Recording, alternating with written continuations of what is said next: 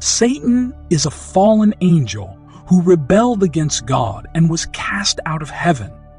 He is portrayed as the embodiment of evil, the father of lies, and the accuser of God's people.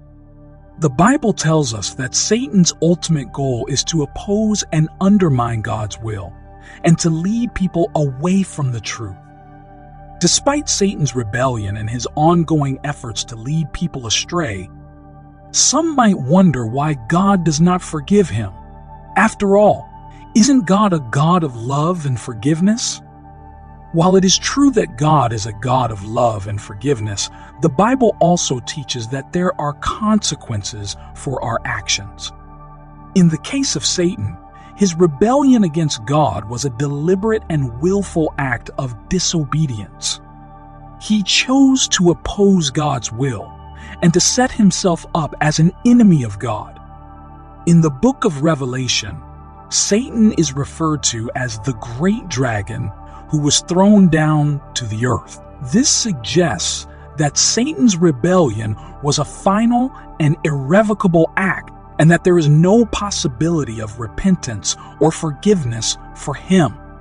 Furthermore, the Bible teaches that God is perfectly just and holy. He cannot overlook sin or ignore the consequences of disobedience. As the Apostle Paul wrote in his letter to the Romans, "For the wages of sin is death." This means that there is a price to be paid for our rebellion against God. In the case of Satan, his rebellion was so egregious that he was cast out of heaven and condemned to eternal punishment. This is a sobering reminder of the seriousness of sin and the importance of obedience to God's will. In conclusion, while God is a God of love and forgiveness, there are consequences for our actions, and some sins are so heinous that they cannot be forgiven. The rebellion of Satan against God was a deliberate and willful act of disobedience, and as a result, he was cast out of heaven and condemned to eternal punishment.